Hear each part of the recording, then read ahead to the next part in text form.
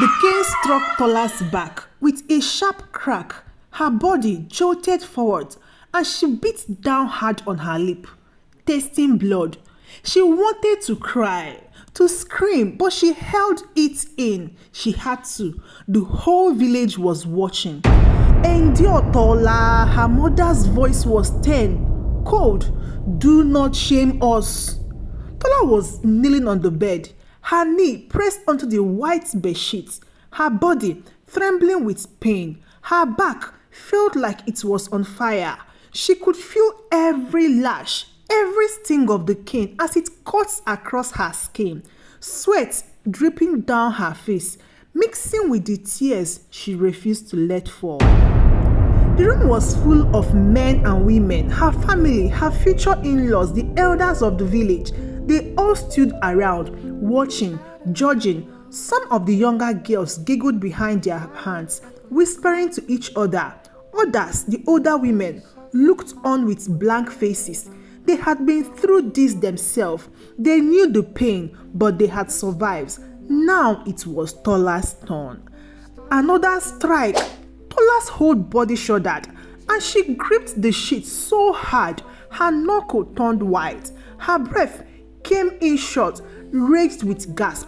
She could barely hold herself up anymore, but she couldn't fail.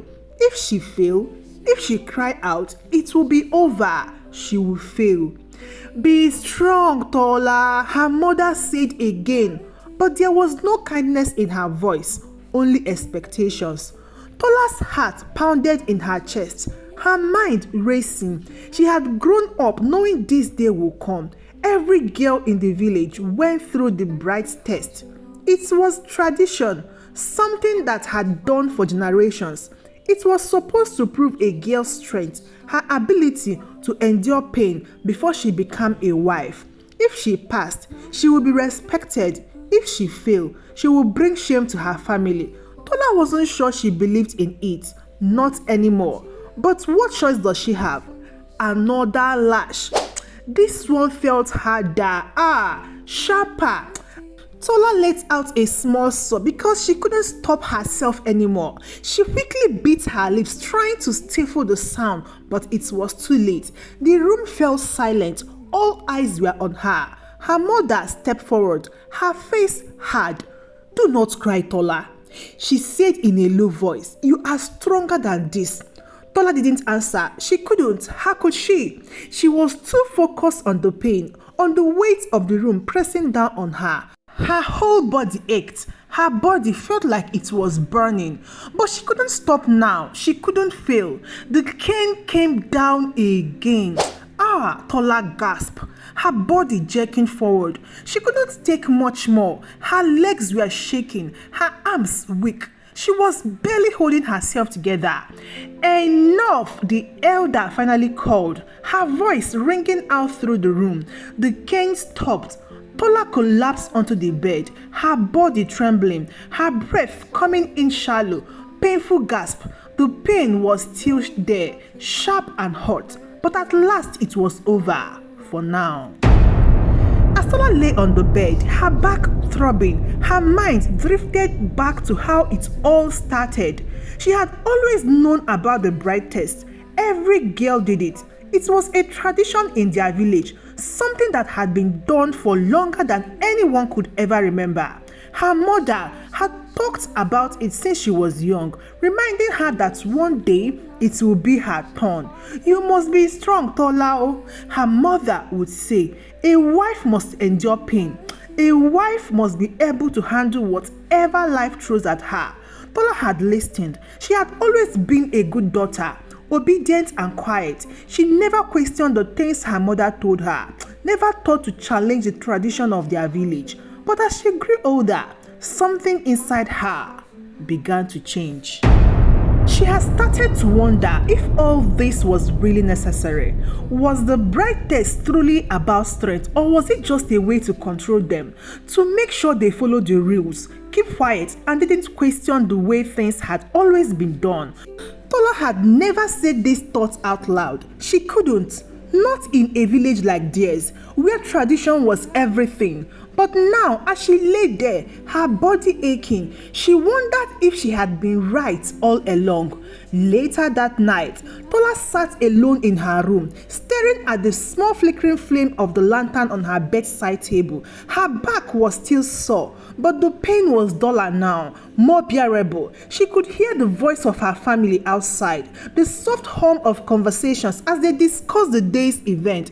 They were proud of her. She had passed the test. She had proven her strength. But Tola didn't feel strong. She felt empty. She didn't know why, but something inside her had shifted. The bright test, the thing she had spent her whole life preparing for, didn't feel like an honor anymore. It felt like a cage, something that had trapped her in a life she wasn't sure she wanted.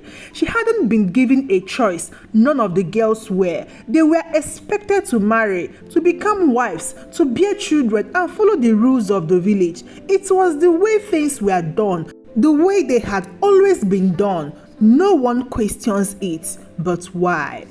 Tola's thoughts were interrupted by a soft knock on the door.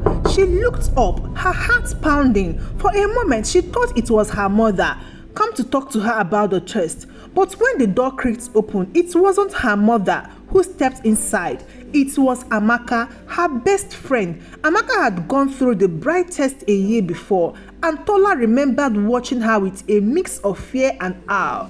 Amaka had been so strong, so determined, and Tola had admired her for it. But now, as Amaka stepped into the room, there was no strength in her eyes, only sadness. "Tola," she said quietly, sitting down on the edge of the bed. "How are you feeling?" Tola shrugged, her voice small. "I'm okay." Amaka nodded, her gaze dropping to the floor. For a moment, neither of them spoke. The silence was heavy, filled with things neither of them wanted to say. Finally, Amaka sighed, her voice barely above a whisper. "It's not okay, you know." Tola looked at her confused. "What do you mean?" Amaka's eyes met hers, filled with a sorrow Tola had never seen before. "The test, all of this, is not okay." Tola frowned. "But it's tradition, it's what we are supposed to do." "Is it?"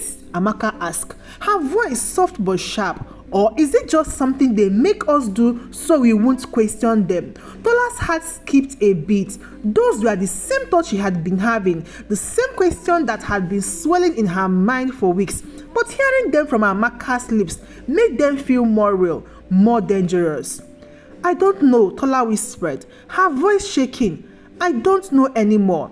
Amaka nodded, her eyes sad. "I felt the same way after my test. I thought it was just me. But now I see it in you too." Tola swallowed hard, her mind racing. Could it be true? Could everything they had been taught, everything they had been told to believe, a lie? The days after the test passed in a blur. Tola tried to return to her normal life, but nothing felt the same anymore. Every time she looked at the women in the village, she wondered if they had gone through the same doubt, the same question, but none of them ever spoke about it. They smiled, they walked, they carried on with their life as if nothing had changed. But something had changed for Tola. She started noticing things she hadn't before. The way the men of the village looked at her now, as if she had passed some invisible line. The way her mother's voice was softer, prouder but still distant. The way the other girls in the village, the ones who hadn't yet taken the test, looked at her with a mixture of fear and envy. Tola didn't want to be envied. She didn't want to be feared. She just wanted to understand. This particular day, Tola sat quietly on her bed. She felt a presence, a feeling like the weight of the village tradition pressing down on her. For the first time in her life, Tola wondered if there was another way, if there was a life beyond the village, beyond the test, beyond the pain. And then, in the quiet of the night, a single question rose in her mind, one that she couldn't ignore, no matter how hard she tried. What if the test wasn't meant to prove her strength? What if it was meant to break her?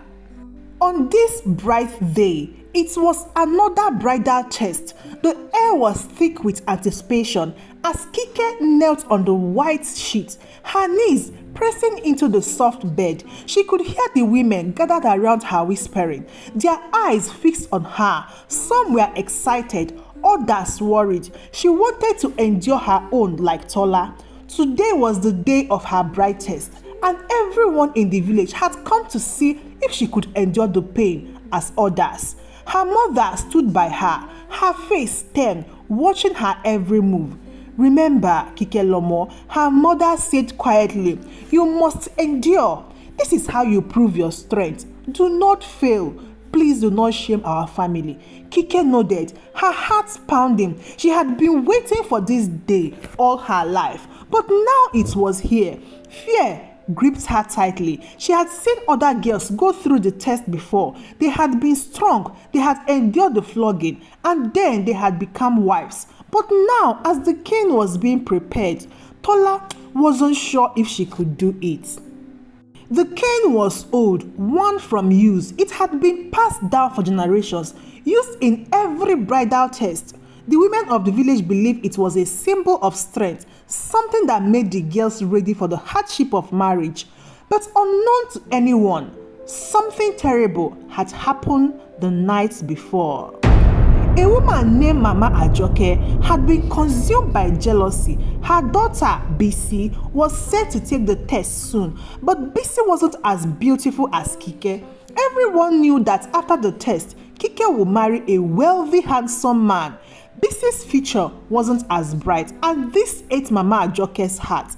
In the dark of the night, while everyone slept, Mama Ajoke sneaked into the chamber where the cane was kept. She had a plan. She brought a small pouch filled with herbs she had gathered from the forest. These herbs were known to cause terrible, lasting marks on the skin. Her plan was to rub them onto the cane so that when Kike was flogged, the marks would never heal, making her less desirable to the men of the village. Mama Ajoke smiled to herself as she applied the herbs, thinking this would be her way of making sure Bisi had a better husband.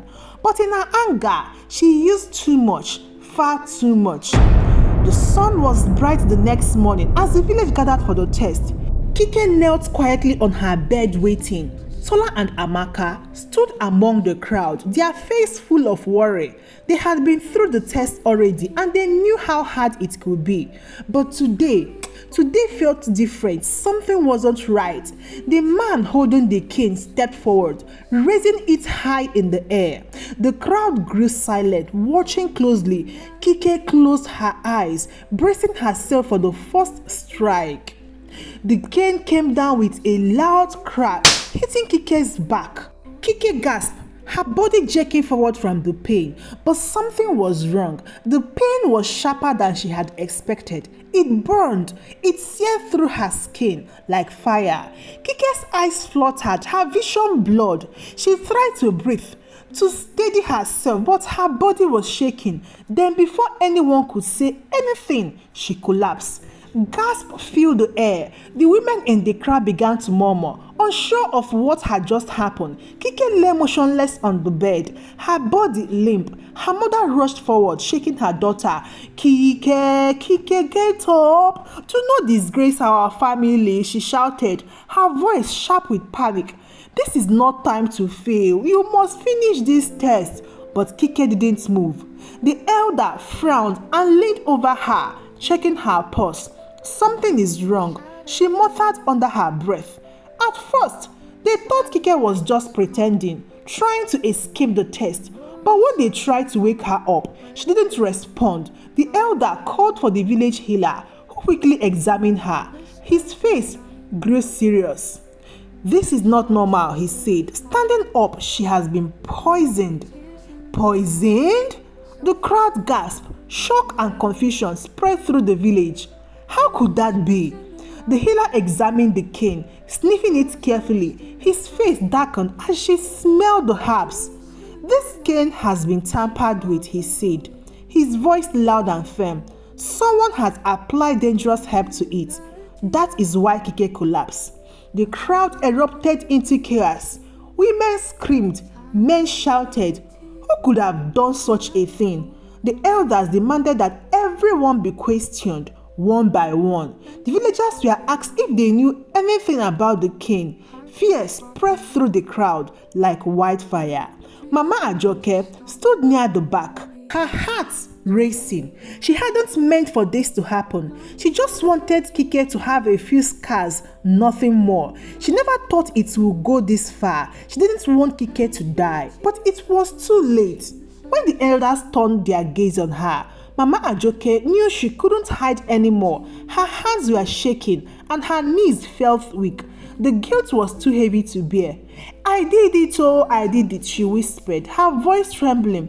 "It was me." The crowd turned towards her, shock and anger on their faces. Kike's mother rushed forward, fury burning in her eyes. She wanted to slap Mama Ajoke.